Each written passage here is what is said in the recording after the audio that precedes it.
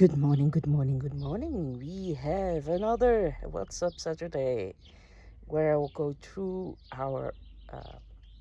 my supplements, my literary supplement of the Standaard der Letteren, which is the equivalent of the TLS or the New York Times Book Review or more of the genre. And it says today, sex sells. So apparently it's about raunchy books. So yeah,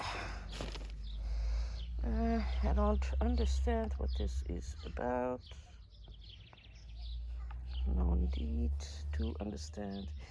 This is about a Flemish author, and this is about aggression as a disease of this time. And instead of keeping silent like what we used to do, especially here in Belgium, now we shout and scream and we hit and yeah, it's not a very good sign. So yeah, this is the man who wrote the book. So yeah, it must be interesting. Onbehagen. And who is this? Janna Loontjens. Never heard of her. Trust in Humankind. I wish it still existed. She is a Dutch author, and it's about the tension between freedom and loneliness that formed her as a child. So yeah. And she says that she really likes how younger generation is fighting for their causes against climate change, for instance. So yeah. This is this. And then, ooh, this is beautiful. Oh, I like this. So,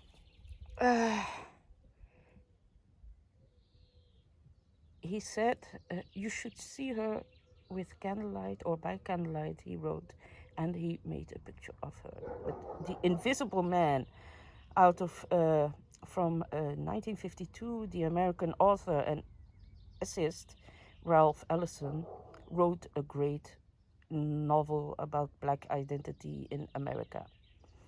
And photography helped him to refine his scenes. So these are photographs he made, and there's a book coming out, Ralph Ellison, photographer. It's pretty expensive. It's 52 euros. And it's by Steidel, the Gordon Parks Foundation, the Ralph and Fally Ellison Charitable Trust. But look at those beautiful pictures. So beautiful. And the dog. It's like Frida. And here. Beautiful, beautiful, beautiful. I love photography books. And then, what we buy if books promises sex sells, and they say it's a platitude. It's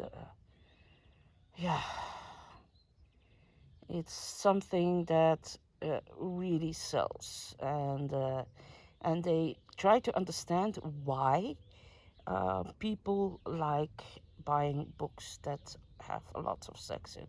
Well, that's not very difficult, I think.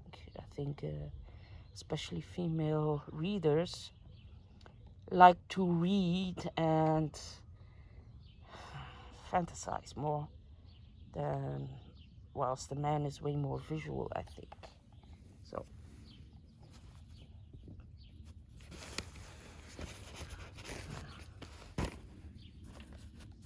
Margo Jefferson is coming to Passaporta.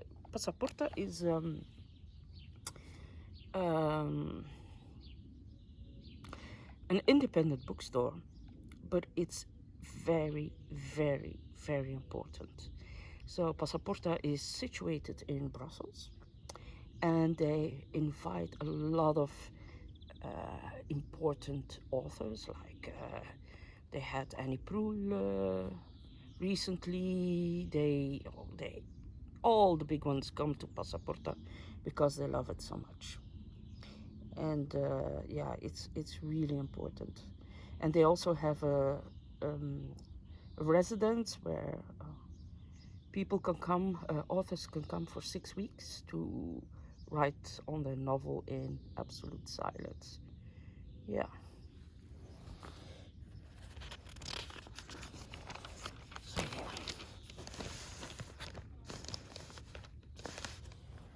So this is about young adults. A new Dutch author, Erna Sassen. Never have a best friend. I don't know what it's about, but it's apparently very good. And then we have the top 5s of the independent bookstores. This is really their personal choice. It has nothing to do with how you call it, sales numbers. It's really personal preference and the things they really like. So the book Sebastian Barry, I've read it, I loved it. Old God's Time or something like that, or God Old's Time, really beautiful, by Sebastian Barry. I highly recommend it. The next book I also highly recommend, I also loved it. It's Merethe Lindstrøm, The Days in the History of Silence. And then the next one is by Anthony Passeron. I think that must be a French author, The Sleeping Children. Then Jen Beagin, The Sex Typist.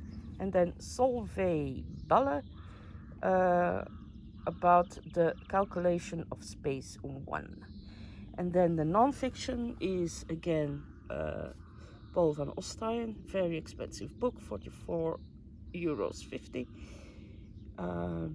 Then Herbert Marcuse, The One-Dimensional Human Being. Bashir Pose, about how we look and who we play. So this is about gender roles, but in the classical way of the word. Didier Ebiron, The Sentence of Civilization. Oh yeah, Het Vonnis van de Samenleving. That's about identity, classes, and how difficult it is to go from one social class to another. And Black Light by Erich Min, and that's about Muffin. And that's about the anarchists in Belgium around the 1900s.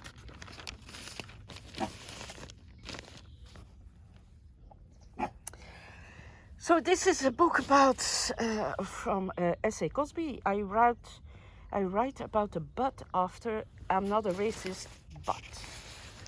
So the American S.A. Cosby. Oh, didn't he write Razorblade Tears? I believe so. So the American S.A. Cosby is a new star in Thrillerland. His crime novels are set in the deep south of the United States, where poverty, homophobia, and racism are eminent, or are, well, raging. Yeah, I'm doing this on the spot, this translation, so it won't be perfect. My English isn't perfect, it never will be. But I don't care, as long as you get some really cool stuff. So yeah, it's about Razorblade Tears. I enjoyed it. Although Razorblade Tears is about 2 boys that got killed. and one was black and one was um, white, and they were gay, and they were a couple.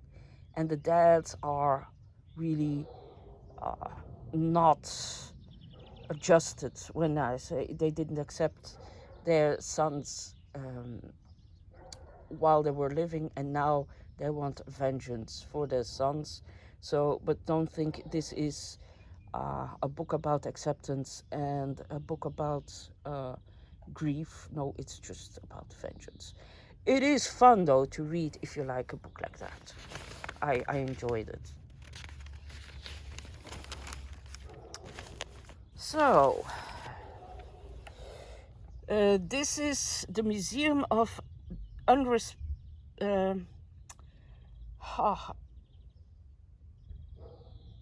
you have a respectable girl. This is the opposite. So, Unrespectable Girls. It's a book by Lola Lafon. When you listen to the song, and I don't know what it's about. Oh, it's French, and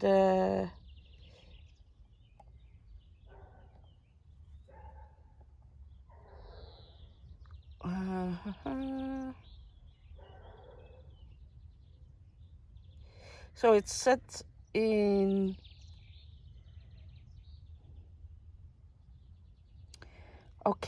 so she went to the house where Anne Frank lived, and she wrote a biography about Anne Frank, and it's not as gentle as the other books are. So it means that she says she wants to stop the myth of Anne Frank as the sweet little girl that that kept believing in the goodness of all people. And and she says that a lot is thanks to Hollywood, that that people think that she always believed in the goodness of humankind. So yeah.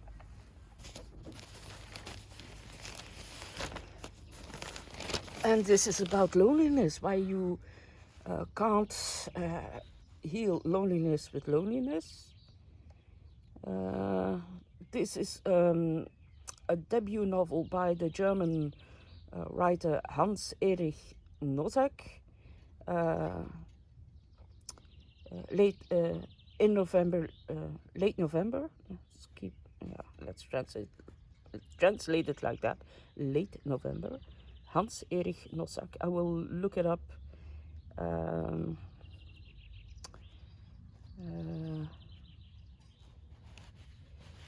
In Goodreads, if it's already translated into English. So yeah. And it's about dysfunctional relationships. What else is new? Yeah, the last page. So in the last page, it's always an interview with somebody from all kinds of backgrounds, where they ask what is a very important book for you in your life. And apparently this one has chosen, I don't know who this guy is, Pascal Verbeeken, I don't know who this is. It's I never heard of this. This is the Belgian writer Quand, Malva. He must have been a Walloon author, and he wrote a miner's diary, and it's called My Night, Day After Day. Ma nuit, jour, au jour le jour. So, yeah, I never heard of it. I will look it up because I'm interested. So, yeah. Yep, oops. There we go. And then I've got a book. Don't know which one, what it is. Let's see. There it is.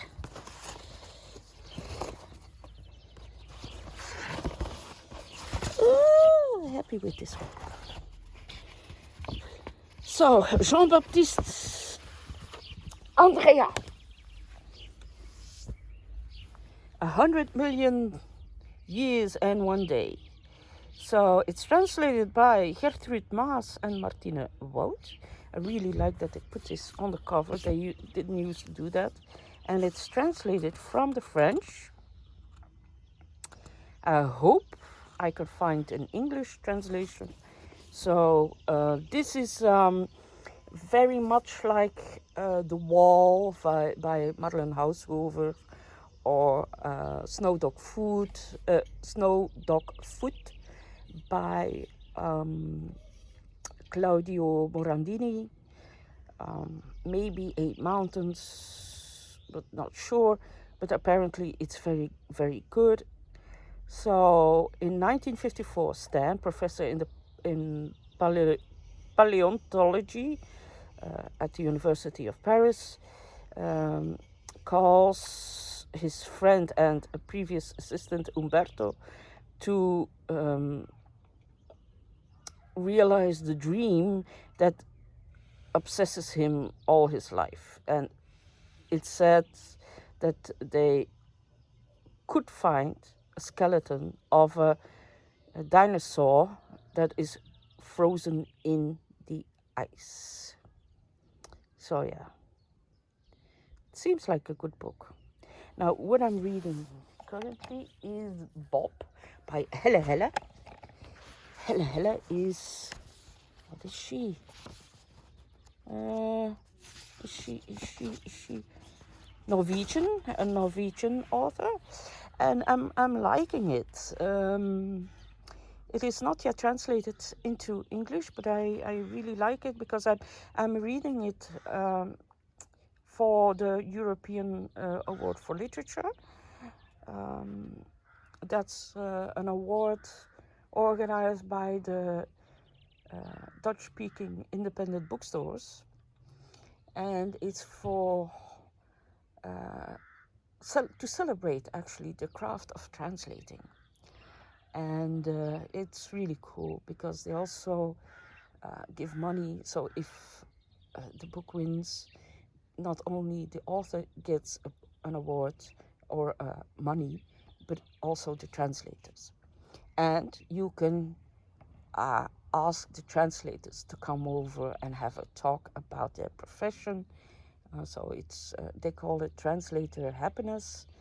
And yeah, it's really cool that they celebrate the craft of translating, because it's really, really difficult. It's not because you can speak two languages perfectly that you are a good translator. It's a whole lot more. It's you have to be able to adapt one culture to another and still keep the intentions of the author. And yeah, it's not as easy as you think. It's a really beautiful craft and underrated, underpaid as always. So yeah, that's about it. I thank you for watching. I hope you like this one.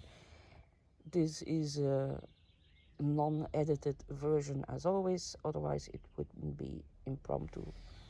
I hope you like the sorry about the background noises. It's Saturday morning. What else do you expect? There is muffin. I'm going to plant something. These are flowers I want to plant. And then, yeah, look at this. And I had a bonfire yesterday. And apparently it attracted teenagers, because I had teenagers from the neighboring houses that were coming over. And none of them looked at their phones. So we had a talk about books, about school, about future. It was amazing. It was really great. So yeah, there you go. I normally will post another video later this evening because I have a Zoom interview with another booktuber. Talk to you later. Bye bye.